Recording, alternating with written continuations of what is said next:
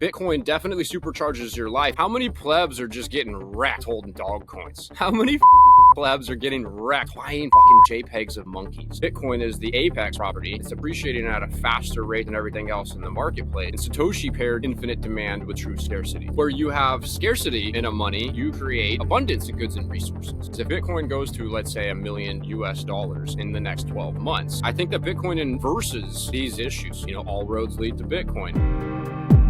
I also researched a little bit on your Twitter feed, and I saw one of your first tweets where you gave water to the first plants, and you wrote something with stack sats and growing something. So where was this connection coming from, and how did you get started with all that? Yeah, I think you're referring to, I probably said something like bagging pounds, stacking sats. Yeah, something like that. Yeah, and so the significance of that for me stems from the reality as a commodity producer that I have downward price pressure on the commodity that I'm producing. The commodity that I produce, denominated in dollars, is going down in value, while my cost of living is going up, denominated in dollars. So I have dollar denominated wage deflation, and I have dollar denominated inflation in my cost of living or cost of operating my business.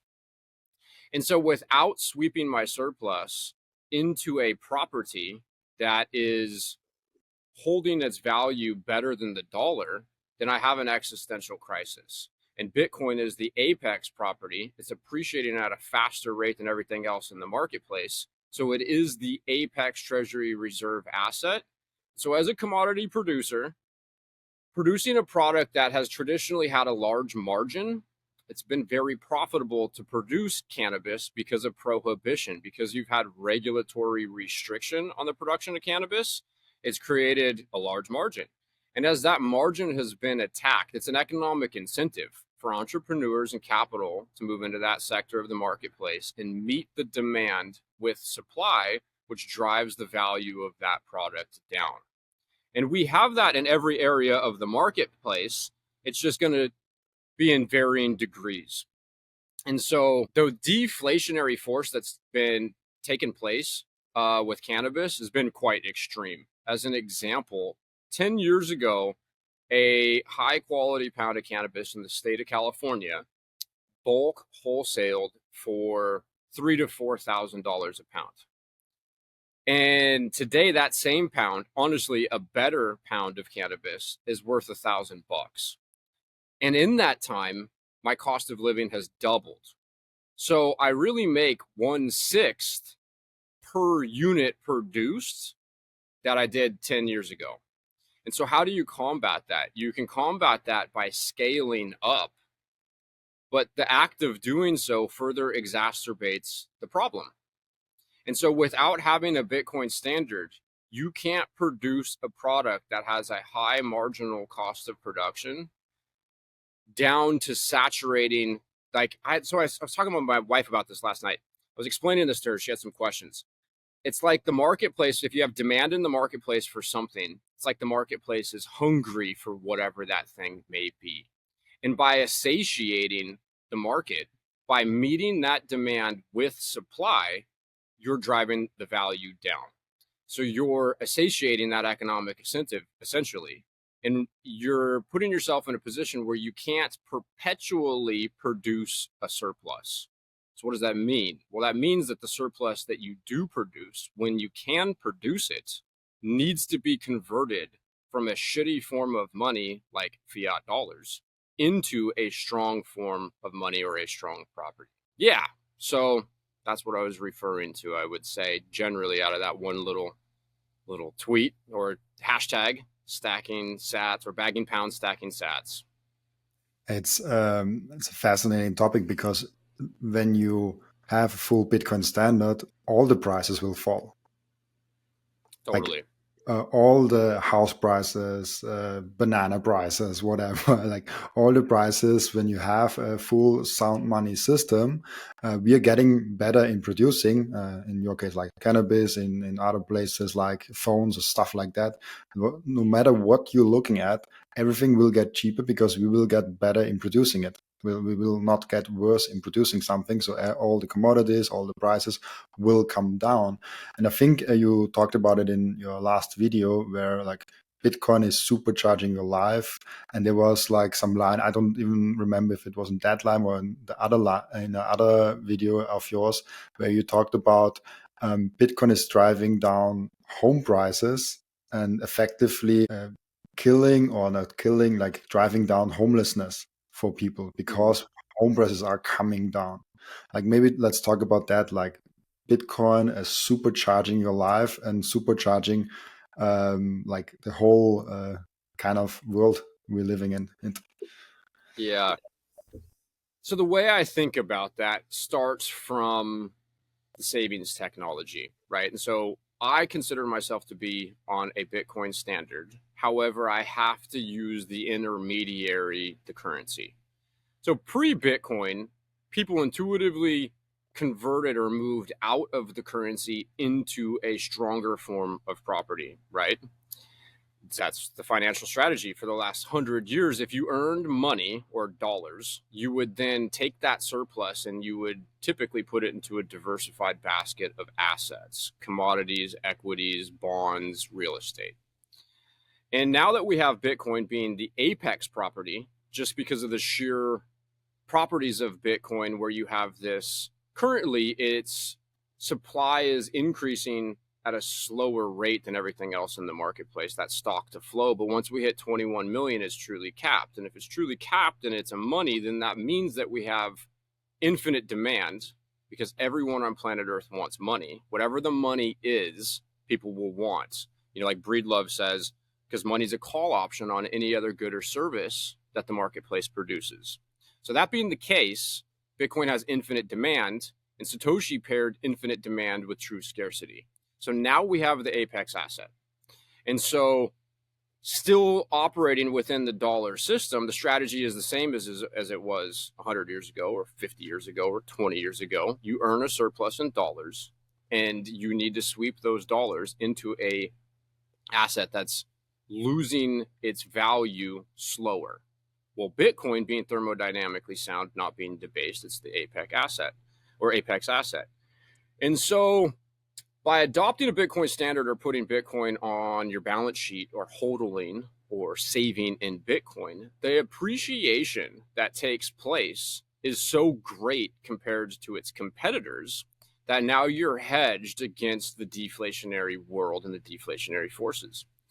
And so, yeah, it does supercharge your life in this sense that it's kind of like it's a little bit, it's the fuck you money thing where, I'm okay if the value of my product that I'm producing continues to go down, and I'm okay with that because that's good for all of humanity. Let's say I don't produce cannabis, let's say I produced food. Cheaper food is good, right? More people have access to food. Well, as a producer, while my cost of living is going up in dollars and the value of the product that I produce is going down in dollars, that creates this existential crisis.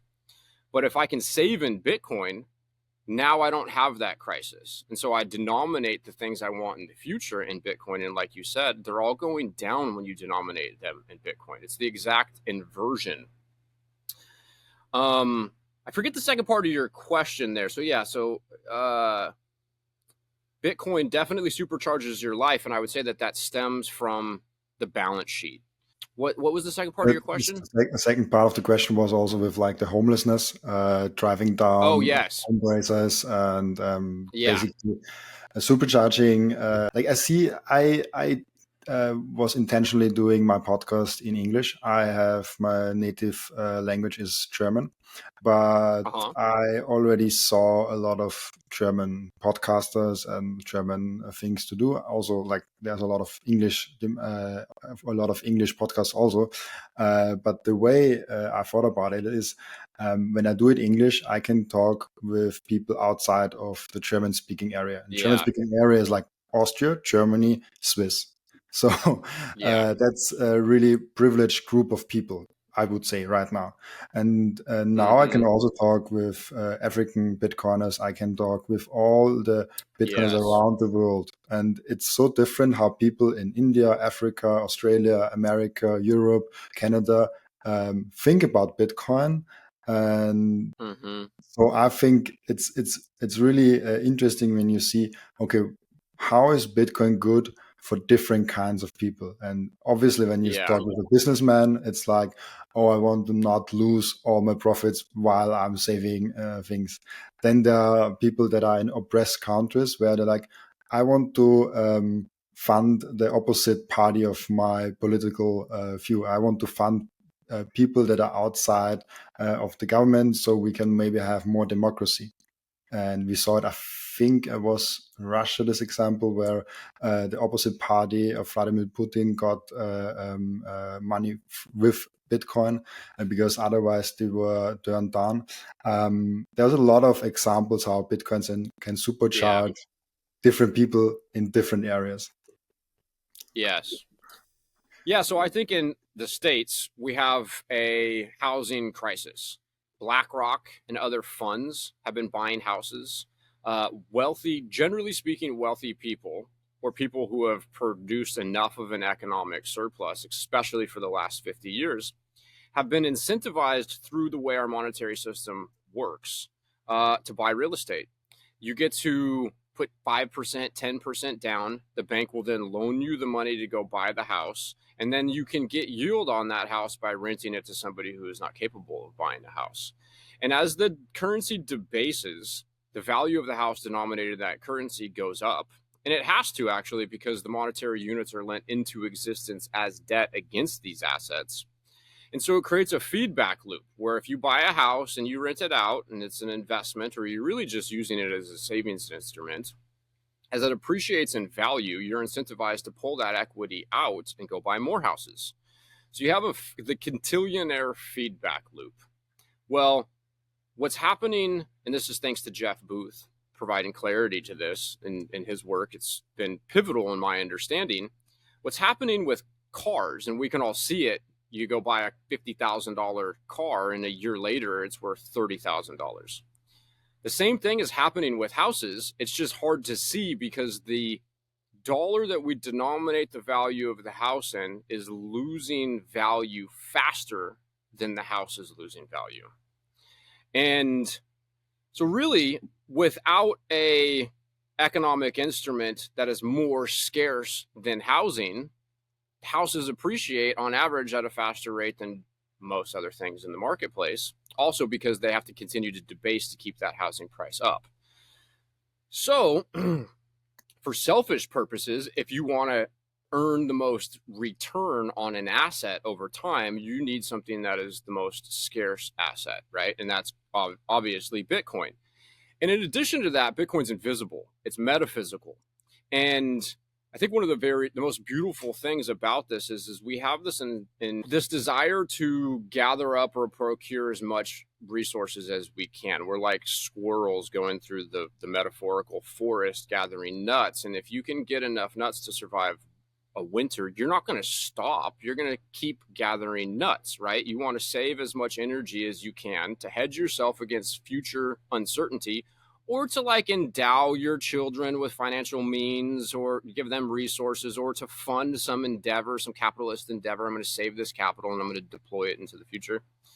And so now that we have this invisible instrument that we can hoard that is more scarce than all of the physical resources in our world, the incentive is to hoard the invisible thing, freeing up all of these physical things. And going back to housing, as an example, I was one of the first licensed cannabis producers in the state of California. In 2018, when California fully legalized cannabis for recreational use, they implemented licensing and a regulatory framework. And I received one of the first licenses. And in that 2-year journey of owning that business and that property, I concluded through a myriad of political and commoditization and jurisdictional risk, there's a lot of risk involved in that. I decided to sell the property, sell the business, and pivot my business model. And at that time, in 2017 is when I was introduced to Bitcoin while I owned this property. It was also part of what was a catalyst for me to determine that I needed to sell this property because I didn't think it was that great of a long-term investment. And in selling the property, I moved into a rental, and I have since then decided that I want to live in a rental and I don't want to buy a house. And I don't actually want to, not only do I not want to buy houses as an investment or as a savings strategy, I don't want to buy a house to live in because I think it's a poor use of money currently, while there's so many people who still think that it's a great investment. And relative to owning no property, owning a house is better than owning no property because the supply of houses is inflating at a slower rate than the supply of dollars is inflating. But I personally believe that for the foreseeable while Bitcoin demonetizes all of the monetary energy held up in all these asset classes globally, whatever the dollar denominated value of a home is, that 10% or 5% down payment, instead of allocated to a house, now also you're taking on the debt. If you allocated that, and once again, the dollar amounts don't matter. The dollar amount of Bitcoin and the dollar amount of the house at this point, in my rough thesis and estimation, doesn't matter. If you take a house, you take the 10% down payment and you allocate that to Bitcoin as opposed to the home and you rent, I believe that for the foreseeable while, you will get wealthier on the appreciation taking place in the Bitcoin after you deduct your rental costs. So as far as a pure selfish financial strategy, how do I come up the hardest, if you will, right? How do I make the most yield or return with my investment? Not buying the house is going to return the most. And then in addition to that, it's the ethical investment. Because if I'm not going to bid on a house to purchase that house, that's less demand for homes. Less demand for homes means that's downward price pressure on homes. And so if I'm not a quintillionaire borrowing equity against my houses to go buy more houses, I'm not in a position where I'm competing for a house against a first-time home buyer, as an example. And long term, that's going to put downward price pressure on houses. Houses will fall to their utility value. Currently, we have this blurry thing taking place where we don't really know what a house is worth denominated in dollars because it's being treated, the real estate market generally is a savings account for productive or just wealthy people who have earned a surplus. And it's also a utility asset that or instrument that people need to live in. And so, yeah, it's really exciting that we can save in this invisible metaphysical instrument and we can hoard this thing, which I don't think you'll ever be able to stifle people's desire to procure the most, right? That insatiable need to just get as much as you can. Well, by hoarding this invisible thing, it's like Jeff Booth says, where you have abundance in money, whatever the money is, you create scarcity in goods and resources. Because nobody wants to hold the money because it's really abundant. It's starting to lose its value. The more abundant it is, the more, the less it's worth. And where you have scarcity in a money, you create abundance in goods and resources. And so I believe that by just the sheer existence of Bitcoin and the fact that it's the hardest asset within the marketplace, you're incentivized to get the most, to hold the Bitcoin and not hold the real estate. And in addition to that, and lastly, I believe that through the vortex of incentives, the financial institutions are going to start loaning dollars against Bitcoin because it's much better collateral than a home is. If you default, for example, I'm in Northern California in a small area.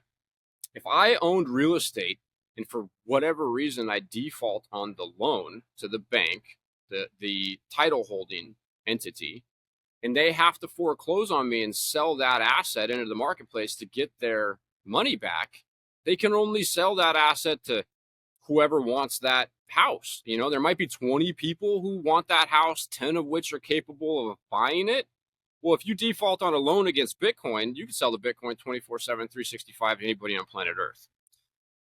So I think, in addition, I'll say this, I'll leave this thought here, because the fiat system has to continue to debase. They have to continue to inject liquidity into the market. They have to continue to create monetary units and lend them into the market. If they continue to do so with housing, people are going to go crazy. Housing prices become too much. Landlords have to raise rent so they can pay their mortgages. people are going to lose their minds. They can't do that. Well, I also believe that Bitcoin is a really good place for the monetary debasement, the inflation to go and not affect the cost of things that people need to live. So I think that's a very exciting thing. Yeah, Yes. and there's so many things in there to talk about in those in those sentences. Let's start with that. If you have the incentive to hold Bitcoin instead of physical things, as you said, with the example of a house, with the example of almost everything, because when you see, oh, Bitcoin is that invisible thing that I can hold and appreciates in value and is not only good for my financial power but also for my freedom. I can go with it, do every border. I can do so many things with it.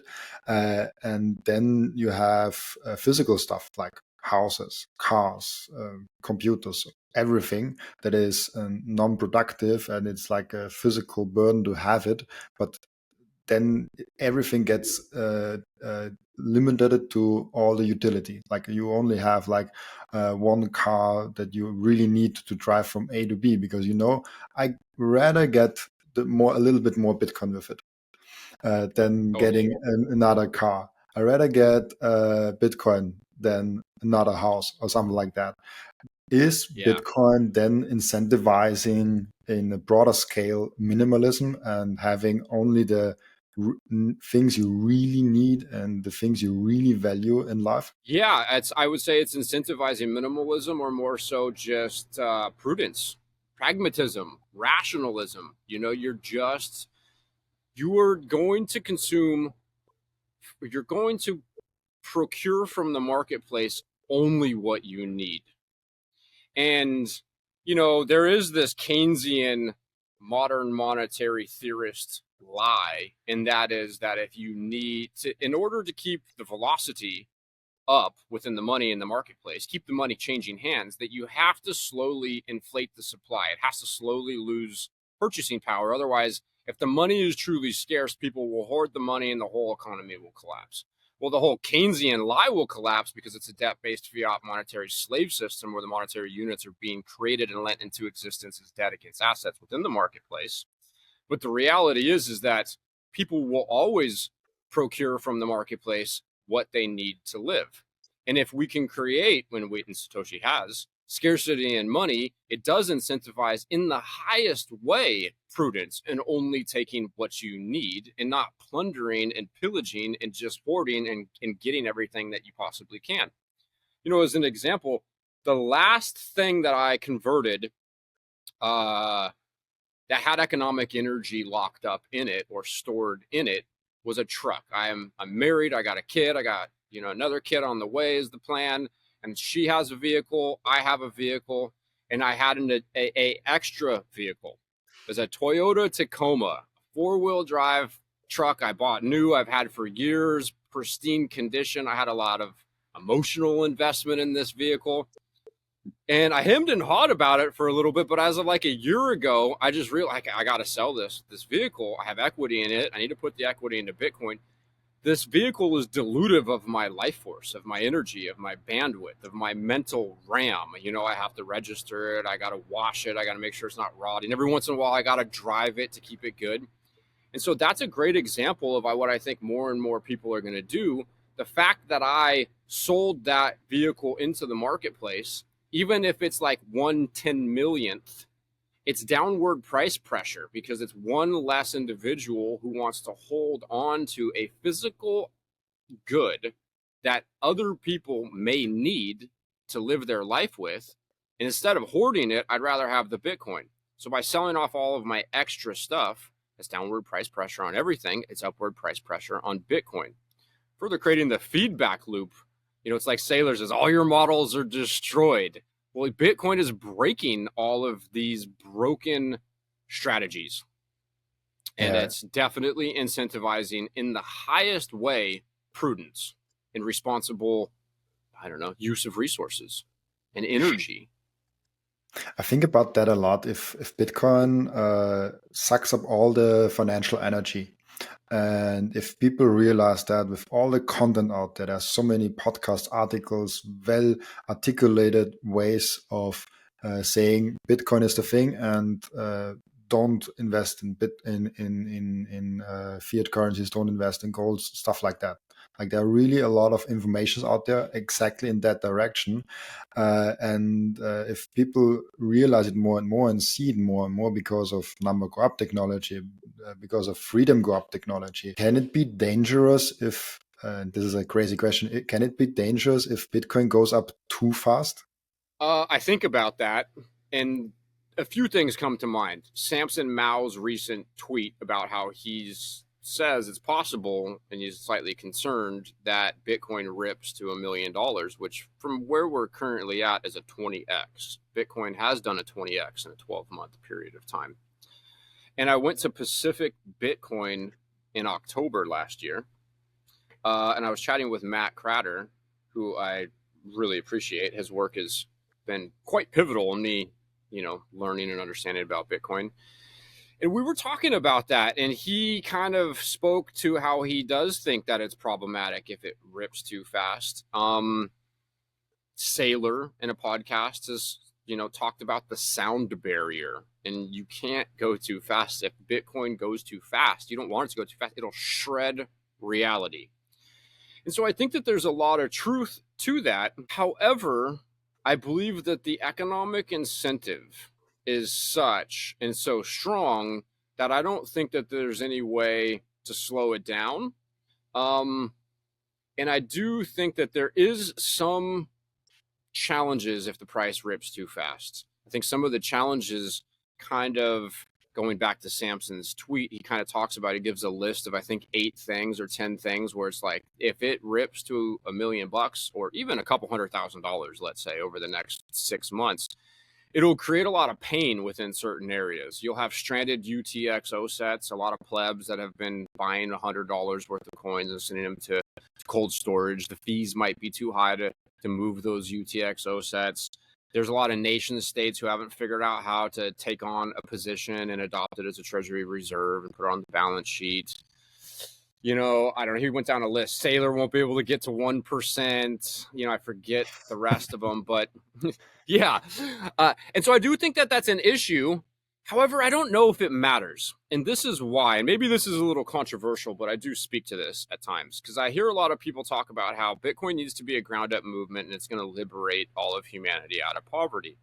And I think it will, as long as it exists. It will. The question is what's the time frame? And so I do think that it's possible, actually probable, that there's been a mass psyop taking place. There's only one way to dilute Bitcoin.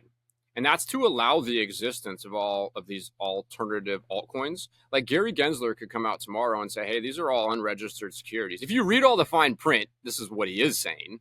But he hasn't publicly said, they're all unregistered securities and we're going to sue every single one of them. And I don't give a fuck if it takes the United States government a fucking 1,000 years. We're going to shut them all down. They would all crash tomorrow and that economic energy would leave these alts and it would go right into Bitcoin. Well, then what happens? The price rips.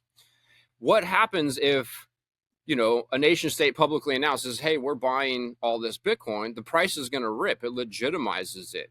Jamie Dimon apparently wakes up every morning, and I could be wrong about this. I'm drawing deep, but I feel like I've heard somebody say like this man reads for like a notable amount of time every day, every morning. It's like part of his routine.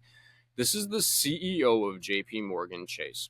He's on mainstream media and he's botching Satoshi's name. He says, Satoshi could come back and double the supply. Do you think the CEO of JP Morgan Chase, doesn't understand what you and I could grasp and wrap our minds around in the very first 30 minutes we ever talked about Bitcoin? I believe this guy understands Bitcoin very, very well. But by allowing all of this nonsense, it is dilutive of the price. How many plebs are just getting wrecked holding dog coins? How many fucking plebs are getting wrecked buying fucking JPEGs of monkeys, right? Well, it's very clear, and if you listen to Seyr, that the government is going to have to either change their laws, which is not probable, or they're going to shut all these unregistered securities down, and everyone's going to plow into Bitcoin. And so I do think that you have big money taking a significant position behind the scenes. And I do think that at some point we are going to wake up and we're going to have that God candle, 10 grand, or there's going to be $10,000 wicks a day, or it's going to go from 500,000 to 550,000. And so circling back, I think that the problem with that is that, and generally speaking, I believe that the community thinks the problem with that is that a bunch of plebs, a bunch of the peasant class, which I am 100% plebeian, total peasant here, no overlord blood in my blood, in this body. I'm a pleb.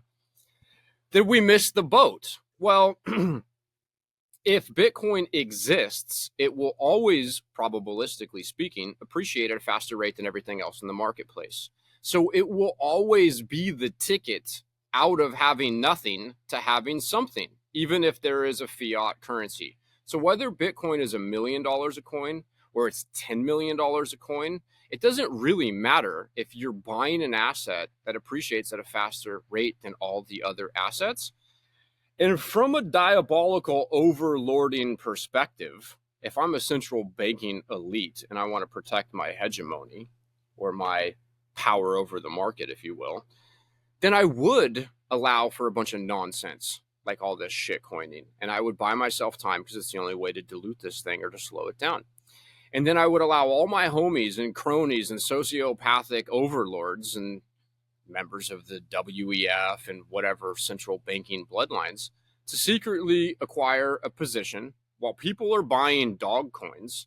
And then at some point, it becomes something that you can't avoid and the price rips. Well, if that happens, if Bitcoin goes to, let's say, $1 million US dollars in the next 12 months, and then Gary Gensler says, hey, actually, we're going to shut these unregistered securities down. And then JP Morgan Chase says, actually, we'll loan you money against your Bitcoin. Then it legitimizes it. And now you got the plebeian class, the peasant class, 99% of the population on planet Earth is going to be like, oh, I'm going to go ahead and buy Bitcoin. Well, how many people developed a significant Bitcoin position before that potential time in history, right? I don't know, hundreds of thousands, a couple million people. So if you're an overlording class, you now have a small group of people who have an immense amount of economic energy that can push back against you versus what people, I think, hardcore Bitcoiners within the community would like to see. And unfortunately, I don't think it's probabilistic. But however, I don't think it matters. They would like to see people, 4 billion people be ejected from poverty in hyper rates. And I just don't think that that's probabilistic. I think what's more probabilistic is that the smart people who figured it out took a position. You could say, I don't know, not even necessarily people who are smart, just people who are primed or in a position where they were predisposed, you could say, to understanding it and adopting a position. They develop a position. And then the people who really have economic energy in their possession already are the most incentivized to figure out how to buy Bitcoin because otherwise they lose stuff. And there are a lot of wealthy people in our world that became wealthy through providing immense value to the marketplace. And so they deserved to earn their wealth. However, the MMT, this fiat mechanism, this fiat technology that we have, is paying the ownership class just to own things. And that's the mechanism that needs to be broken, because if you're earning a surplus, you deserve to have that surplus if you earned it ethically through the marketplace, right? And so I think that there is, like the AOCs of the world want to see a redistribution of wealth because they're really bothered by all the wealthy people who have an unfair advantage. Well, in my perspective and opinion, the advantage that they have is that they have appreciation on the stuff that they own taking place as a result of doing nothing other than owning it.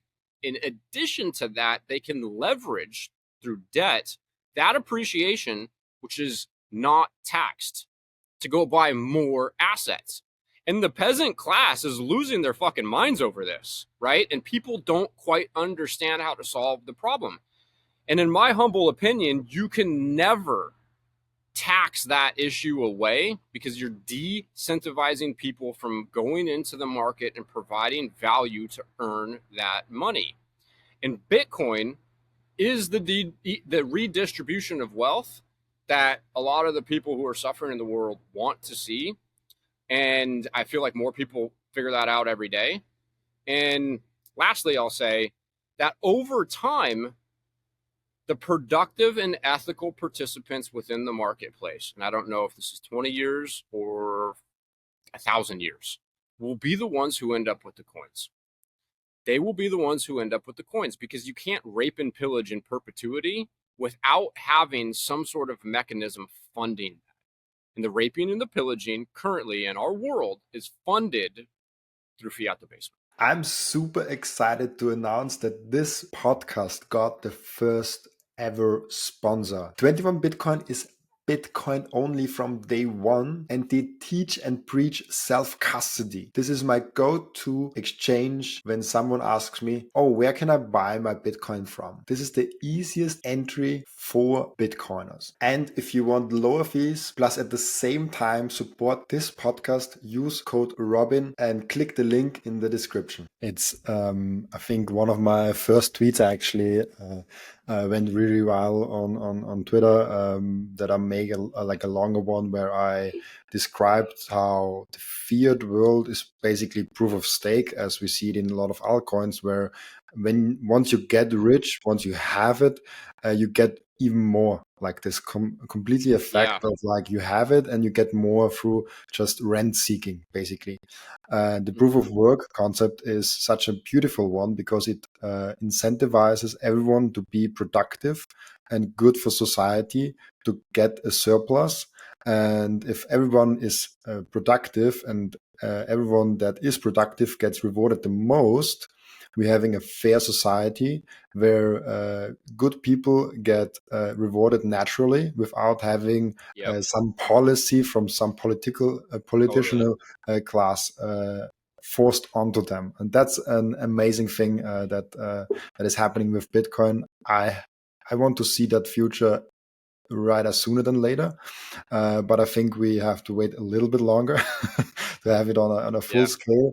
But in general, like even if we are thinking about government, I saw that the other day a video where someone said like, oh, a few hundred years ago we did not have to ask the government to if we can have a company or if we can build that house here and stuff like that.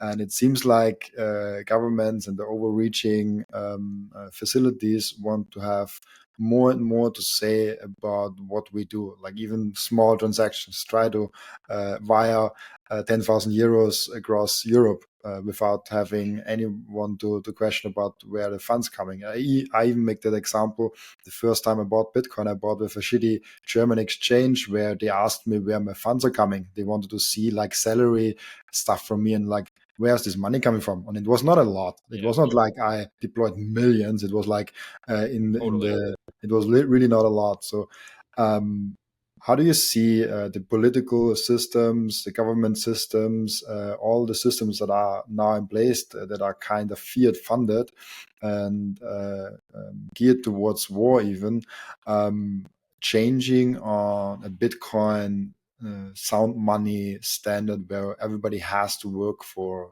something to get? Well, first off, I think that the proof of stake dynamic within fiat causes people to self-dilute and become sociopathic. Some people, something breaks within them where life is so challenging where they justify a win-lose business strategy within the marketplace so that they can have enough ownership to then get paid and keep getting paid because they own things. And I think that that's immensely problematic. In addition to the incentive to violence with physical stuff, right? If I just am I a sociopath and I don't give a shit for all of known time, the path of least resistance for me to get something is just to kill the person who has it and take it, or to develop some construct where I'm going to slowly extract that through people. And I think that that's the world we live in today. And as far as the political apparatus, generally speaking, within the world today, I think it suffers tremendously because of the two opposing forces that affect me in my life. And the way I see it, it affects everybody. Deflationary world. We live in a deflationary world where you have a large margin. That means there's a large demand for something in the marketplace. And that's a large economic incentive to go into that sector and meet that demand with supply driving the price down. But as our cost of living is going up, denominated in that currency, it's two opposing forces. And so I have that issue, you have that issue, everyone has that issue. The individuals, the small businesses, the large corporations, the nation states, we all have this problem. And so the nation state and the political apparatus, independently and collectively, having that problem, I think what they're doing with regulation is essentially trying to build regulatory moats around certain things within the marketplace to allow them to perpetually pull the margin out of the marketplace that they need to operate. The only way to keep the price up on something that the world wants is just to monopolize it through regulatory efforts. As an example, the first thing that comes to mind in the States is, and we have a huge health problem here in the United States as a result of fiat and fiat foods, but it's insulin. It's my understanding, and I could be wrong about the specifics here, I'm just a pleb trying to figure it out in the world like anybody else is, but it's my understanding that two companies in the States, two large corporations, pharmaceutical corporations, hold the patent or access to the rights to produce insulin. So insulin is extremely expensive and very profitable. And in a free market, the economic incentive to produce insulin is so high that people would start insulin businesses. If you had the ability to just go to your local jurisdiction and apply for a business license to produce insulin, and then the regulators, let's say, for example, they put in some testing standard. Hey, you can produce insulin. It needs to be in a FDA approved kitchen or laboratory. Couple $1,000,000. It's not billions to build a little facility. $2 million, build a facility. Now you can produce insulin. You have to send it to this government approved laboratory to make sure it's clean. It's not made in a bathtub in an apartment somewhere. Well, the act of doing so would be supply meeting demand, which would drive the price down eventually to its marginal cost of production. And now there's no margin left. And so the only way to protect the margin is through regulatory moats. And in a world where we have these deflationary forces as an individual or as a nation state, the margin is harder to capture and the cost of operating is going up. You know, I think of the United States as a great example, has this fundamental, monumental catch-22. The more that they print / borrow / debase, the more that they need to do so, because on an annual basis, the cost of operating for that construct, that apparatus, the nation state, the US government, their cost of operating goes up every year further because they keep debasing the currency. And so I think there's two things taking place: further debasement, and then putting in regulations to stop people from losing their fucking minds.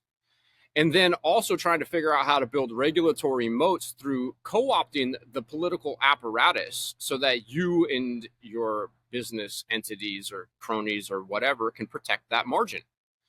And so I think if an individual, a small business, large business, corporation, and nation state, as they adopt Bitcoin as a treasury reserve asset, there's less of an incentive to figure out how to grab and extract perpetually more out of the marketplace as it becomes exponentially harder to do.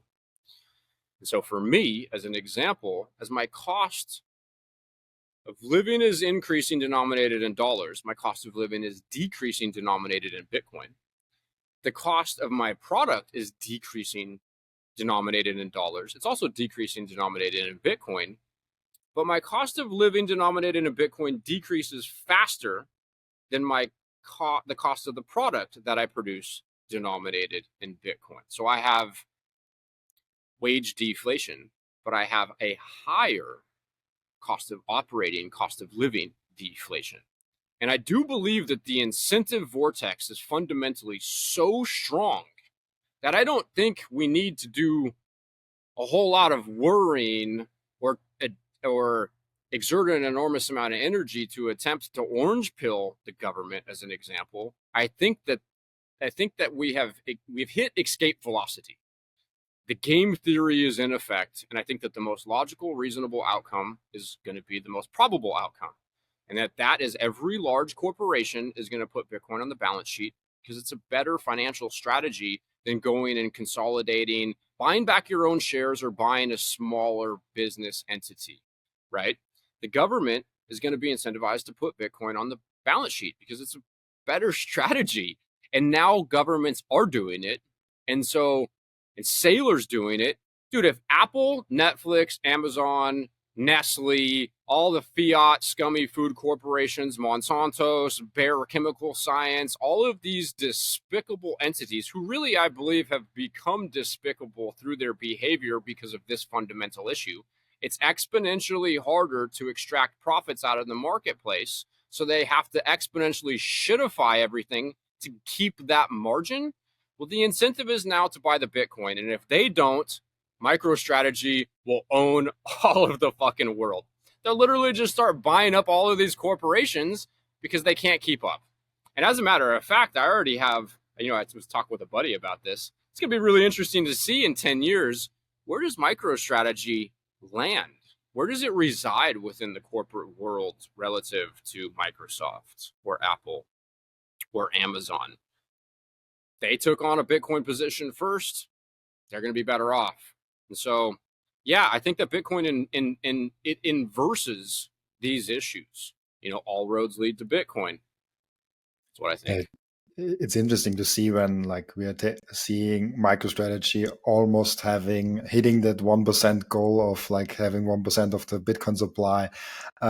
Seeing also like even you and me like talking so publicly about Bitcoin, and seeing like in 10 years time, 20 years time, 50 years time, when everything that we are now talking about in maybe a different order, maybe in a different scale, maybe in a different way, but everything is coming as we kind of saw it.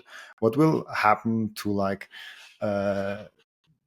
Bitcoin businesses like MicroStrategy with Bitcoin influencers, like or Bitcoin social media creators, however you want to call it, with Bitcoin people that are now even like just adopted it as a store of value, that just talked about that in their family and friend circles. I think about a lot because like I posted, I think today, the meme where like, oh, get ready for the calls because we're getting closer to like the all-time high, and then the old buddy calls you, oh, you talked 2 years back at this party about Bitcoin, where can I buy Bitcoin, or how do you see that, like, and it will be interesting to see where all this leads to in the end for Bitcoiners and Bitcoin businesses and all this stuff. Yeah. Yeah. For Bitcoin, and you mentioned it that you have a wife and that you you're getting now the second child, and I see that is like a common pattern around Bitcoiners. They are usually really family focused. They are usually I don't want to generalize, but they're usually really careful where they spend their time. They are really careful about family and having a good foundation for them and reproducing themselves with kids.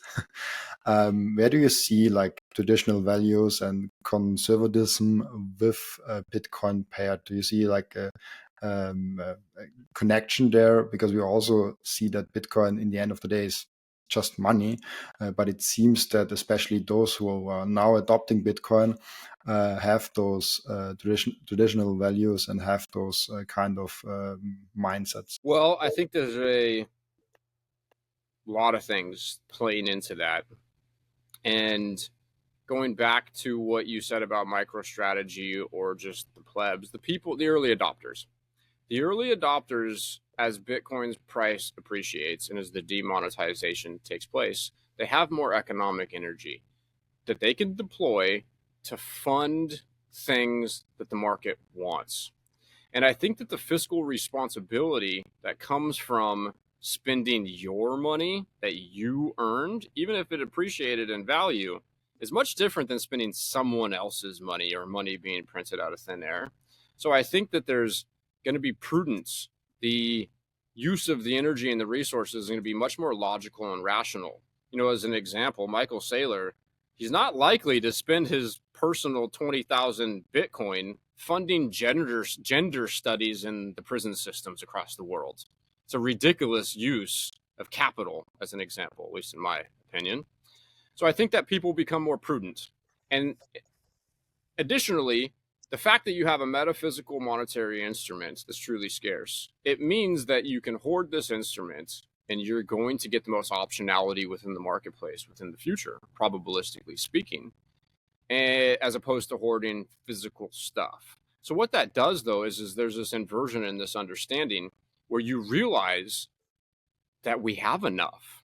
We just need to figure out how to trade differently and to treat our resources differently. And you don't have to force somebody to make some selfless sacrifice, because now the selfish thing is actually the thing that's the best for the individual is the thing that's the best for the collective. And that's that you hoard this invisible monetary instrument.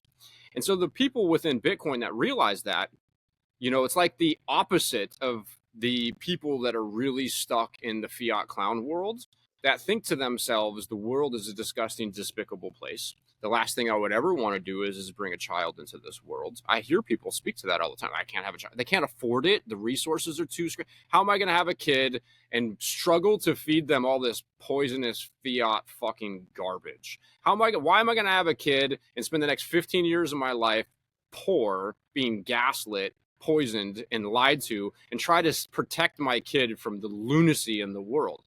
It's a very decentivizing thing. Well, ultimately, if everybody adopts that ideology, or more so pathology, it'll result in the end of the existence of our species. So it's not within our self-interest. And so you realize, though, as a Bitcoiner, that there is abundance of resources. And the fact that you have scarcity in money creates abundance in resources, because the incentive is to hold the money. The money is invisible. It's not gold. Also, here's another problem with gold as a money. Gold was really cool before computers and bulldozers as far as a monetary instrument because of the 5 properties of money. If the gold price goes up from $2,000 an ounce to $2,500 an ounce, you now have more of an economic incentive to meet that demand with supply. And some miners will take bulldozers and just go rip up the forest floor. So that's not good for Earth, and it's not good for anybody. But it is satiating that perpetual, inevitable, like ever-existing need to try to figure out how to acquire the most resources. And so as Bitcoiners, we realize that we have the most precious resources. Seyr says it's the hardest substance in the known universe. So I can procure the hardest substance in the known universe. It's invisible. If I custody it properly, you can't fucking get it from me no matter what. And that essentially paints this picture of like, hold on, as everybody else does that, now housing's cheaper. Now food producers can produce healthy and clean food. And then you remove over time, if the fiat apparatus is removed, it will break down these very large central corporations that rape and pillage, and it may not be consciously, but it's just through the incentives. It's going to break all those the proverbial too big to fail businesses down, and it's going to decentralize the production of everything, and it's going to reward. Bitcoin will reward over a long enough time horizon the people who provide the most valuable product. And I assure you, a grain-fed, sick, unhealthy piece of meat is not the most valuable, even if it costs less US dollars than a ethically produced grass-fed cow, for example, or the cheap Chinese-made widget that they make billions of them a second, or whatever it is, the widget that just lasts 6 months that you throw away. That's not the most valuable product. The most valuable product is the thing that you can purchase that you'll get the most use out of over the long term. And typically it's going to be more expensive. But the people who produce the most valuable products and services in time are going to dominate the marketplace and have the coins. And the Bitcoiners, who have thought about it long enough and hard enough and are intellectually honest and open to new ideas and concepts, they realize this, and that's quite hopeful. Seyr says it, Bitcoin is hope. Booth says it. He goes, he doesn't pay attention or yell at the old world, the old system, because it just strengthens it. He lives entirely in the new system. He focuses on the new system. And so both simultaneously, we have the world is falling apart and going into shambles. But at the same time, we're ascending into a higher state of consciousness. We're ascending into a new bright orange future where the people who create the most value are the ones who are going to end up with the most economic energy. And those people are predisposed or primed, or they've been rewarded by doing valuable things, and they're going to do more about valuable things. They have skin in the game. They're going to deploy their capital much more rationally and honestly. Yeah, and I think all those things really just fuel the idea the world is going to be good and there is enough and we should have kids and we should band together and it's a win-win. And I think that looking at the world through the lens of the old world, which is how I put it, it's hard to see that because all you see is scarcity, all you see is plunder, all you see is game theoretic fuckness. And if you understand Bitcoin, you're looking at an entirely different world. And lastly, on that thought, it allows you to see what's actually happening. I listen to like some of the smartest people in the world talk about and debate things, and if they don't understand Bitcoin, it's almost painful to listen to the debates taking place about how do we combat these issues. I can't even allocate energy into listening to some of this stuff because if you're not going to talk about the debasement of the currency and the quintillionaire effect and the taxation and the need for more taxation and property confiscation and more debasement, you're missing the point. And so, yeah, the incentive vortex is so strong. The NGU tech is so strong. I think as Bitcoiners, because of that, I think it's productive to remind ourselves that the incentives are so strong that we can just take a deep breath and calm down. Like, people are going to figure it out. It's self-preservation. The more painful it becomes, the more the incentive to figure out why you're in pain is, and more people will. And so I think that there's an S curve. And I think that the longer Bitcoin appreciates on average at a significantly faster rate than everything else in the marketplace, the faster or the larger the group of people grows that understands why that's happening. And the more people that understand why that's happening, then the more people that are not interested in borrowing against their real estate portfolio to go buy more real estate. Dude, I've made friends on Twitter. I got a buddy in the Midwest that's got a bunch of rental properties. He's selling off his rental properties to buy Bitcoin. Dude, him and I had an hour-long conversation the other day, and he's just like, man, I had to fucking replace another water heater. He's like, the rates are so high that I either have to raise my rent or just break even on this monetary instrument that I'm holding my economic energy in. He goes, it's just literally, he sent me a picture of a Post-it note, just a little breakdown. I buy Bitcoin and this is the result. And I buy this real estate property. Here's my cost. Here's my rent. I'm breaking even. And I got to allocate energy to do so. So it's just the energy efficient strategy. And big deal, man. It's a big deal. Yeah, it's fascinating to see, and it gets so much clearer now because you have on the one side Bitcoin, where the incentive to go into Bitcoin is getting strong and strong with every day that Bitcoin lives on, and Bitcoin gets stronger and better. And with every day, and on the other side of that road, with the fiat system, whatever you're doing in the fiat system, renting and stuff like that, the pain gets just more and more. So you're having that system where like, oh, I'm here and I'm struggling a lot. Maybe let's try this. And it just becomes more apparent, I think, every day to do just that. But maybe talking to Bitcoiners that are already on a Bitcoin standard, they're doing their like self-custody, everything. They're like on a Bitcoin standard. What else can we do above adopting Bitcoin to expand? And this is a non-Bitcoin question, to expand on our personal freedom, or differently asked, what would you do to better your situation if there would not be a Bitcoin there?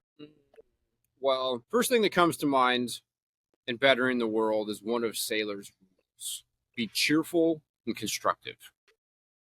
And so I think that as beings living in this realm, let's use that description, contending with the challenges of this reality can be hard, obviously. And that, I think, generally causes people to respond differently depending on the person. But as things become progressively harder in our fiat world, there's a ever-growing state of psychosis that causes people to become edgy and shitty and angry. And so, regardless of the existence of Bitcoin or not, I think that it's important that we stay cheerful and constructive. And to get a little metaphysical or cosmic, Nikola Tesla said, if you want to understand the secrets of the universe, think in terms of energy, vibration, and frequency. And I do think that the law of attraction is like theoretically speaking, at least, it's a seems to be a law that exists in our world, where your vibrational frequency or your vibes or your energy is being mirrored to you in the world around you. And so being angry and shitty, even if things are challenging, is never productive.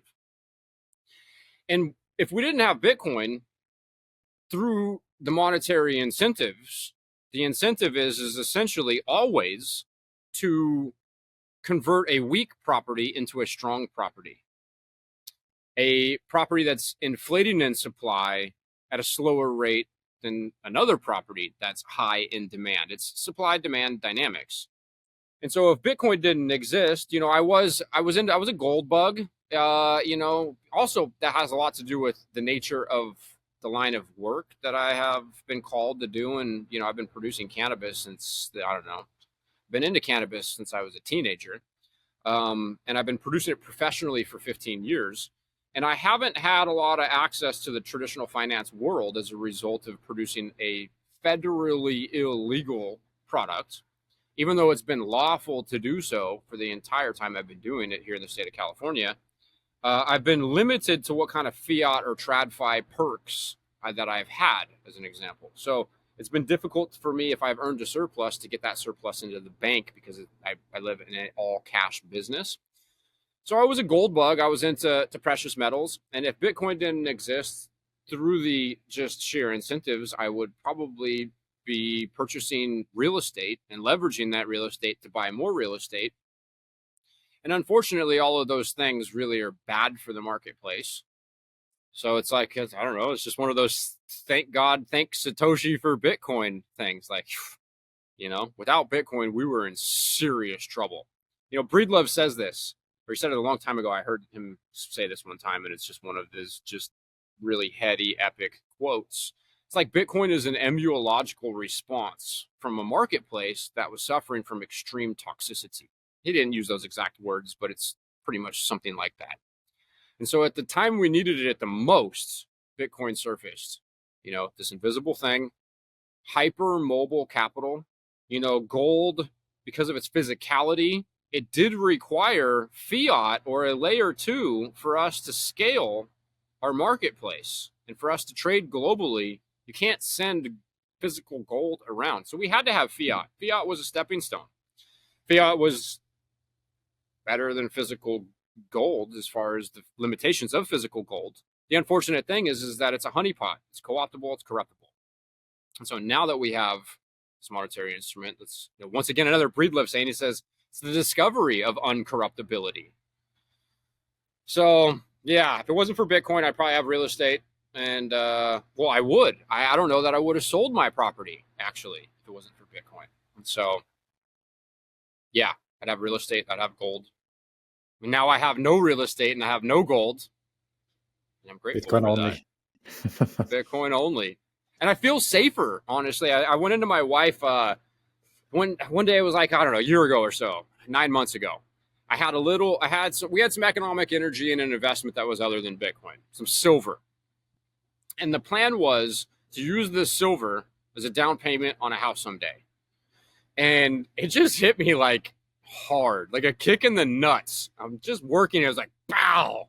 Hold on. Why am I holding the silver? First off, it's an absolutely terrible money. It's terrible money. It's a commodity. If the price goes up, they'll just mine more of it. That's a horrible investment. Being a cannabis producer and not having all of the fiat perks, is part of why I had this silver. But I realized that if I allocated that capital into Bitcoin versus a house, that a handful of things would happen. One, I would get wealthier probabilistically over the long run. And also, I was safer. So I went in and I asked my wife, I'm like, hey, check it out. So I had a little thought here. Like, why do we want a house, right? We want to go buy a house. Well, it's so that we're safe, essentially, right? So that we can raise our family and have a safe place to be. Well, honestly, it's not really that great of a strategy because real estate has maintenance costs. You could have an earthquake, you could have a fire, So what we want is optionality within the marketplace. What we want is a lot of economic energy. What we want is to hold a strong property. And I said, sweetheart, we have the hardest substance in the known universe. And converting any of that into a physical house at this time and place in history, I think is a flawed strategy. That, and if we rent, one, we get wealthier, but we have more optionality. Let's say all of a sudden California says, hey, we want to tax your red meat 30%. Done, I'm gone. But if I owned a home here, I got to sell it, pay a commission of 6%. California could also just be like, you know what, hey, we're broke because the fiat world is so fucked, and we're going to raise your property tax. All of a sudden, some fiat mega corporation, some insurance company says, hey, you know what, we're broke. Our margins are getting harder to procure. It's harder to make money in the marketplace. Our cost of operating is going up. We're just going to raise your homeowner's insurance. What are you going to do? Toast. So, yeah, I live in a rental, and I will for the foreseeable forever. And I'm going to continue to stack sats because I think that provides me more optionality and more safety and more freedom, and also more fiat or just more convertibility into goods or services in the future as holding Bitcoin as a monetary instrument, as then merging two things. What becomes really blurry, like what's the value of the house really? Like we don't know until real estate's demonetized. So yeah, I think it's a bad investment currently. Yeah, definitely. It's I don't want to use the word bubble, but it's a good word, I think, to describe the current real estate situation. We are having an Yeah. having an end routine in the podcast where the previous guest asks the question for the next guest, and it's an interesting one. I almost touched on that question. What has Bitcoin contributed to your life besides the monetary aspect? Well, hope. An immense amount. American Hodl says it. It's rational optimism. I'm rationally, mathematically, probabilistically optimistic. I think that the fact that we have Bitcoin kind of circles in and it encompasses everything that I've spoken to here or we've talked about, in that you have this metaphysical instrument, that's invisible, that if I look at you, I don't know if you have any or how much you have. But if you own a bunch of buildings, it's pretty obvious. Now you got to get political. You have to participate in this system that has essentially been corrupted. And that's like that self-sovereignty or that game theoretic inversion that takes place now that you have this invisible monetary instrument, that even if I implement plunder and violence that I don't get, well, that defunds violence. It incentivizes peace and cooperation. It makes it so, here's another great Breedlove line, that the political apparatus will become beholden to the preferences of its participants, its citizens. The government will be beholden to the preferences of the citizens. And so for me, it just instills an enormous amount of hope. The longer and longer I think about it, the more and more I don't think that it's probable. I think it's inevitable. Like at this point, unless we have a black swan, an unknowable unknown, an unknown unknown, Bitcoin, as long as it exists, all roads lead to Bitcoin. And the fact that that's happening, it means that we live in a world where we have created true scarcity in the money. Where you have scarcity in the money, you have abundance in everything else. And so I believe currently, as of right now, we live in an abundant world. And the people who use and understand Bitcoin have access to that abundance, and more so on the daily basis. And other than the monetary benefits, which they all really stem back to the monetary benefits or your convertibility to things in the marketplace, Bitcoin is making the world better for people who have zero Bitcoin and zero understanding of Bitcoin. And that is also very hopeful. I don't know how many BlackRock clients, I don't know how many BlackRock clients allocated or money to their ETF, the Bitcoin ETF, but it's obviously an enormous amount of coins that BlackRock has procured to give their clients exposure. How many dollars went into Bitcoin and not into homes? BlackRock's been buying houses. BlackRock has a fiduciary responsibility to provide economic value to their shareholders. And so they've been doing the logical, reasonable thing, and that's buying assets in the marketplace. Well, they are now buying an asset that's truly scarce. It's incorruptible. It's an open and honest public ledger, and it's the monetary instrument is fucking invisible. And so that is making the world better for everybody, regardless of whether you have Bitcoin currently or not. And that's a big deal. And that's super exciting. And it actually just is, I'm like borderline not too upset about the world, the woes in the world. The suffering, it really fucks me up. Like, don't get me wrong. Like, I struggle with all the suffering, the plundering, the starving, the humanitarian crisis that's taking place. Don't get me wrong. But I believe that it's coming to an end. And, it's 10 years. Is it 100 years? Is it 500 years? I don't know. But if you look over a long enough time horizon, in some sense, it kind of doesn't really matter. I think all roads lead to Bitcoin. So it's very exciting.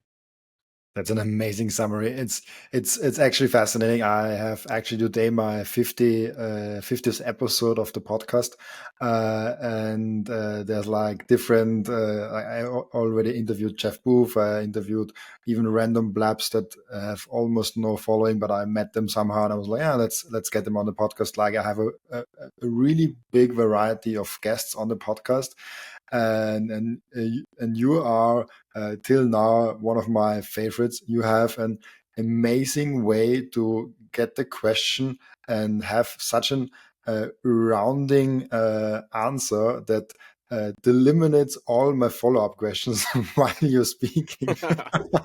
It's fascinating to see. So basically, thank you for being on, Eric, and I definitely want to do a round two in some amount of time and see Anytime, man. where this goes. And thank you for being on, man. Yeah, well, thank you for having me. It's been a fun conversation.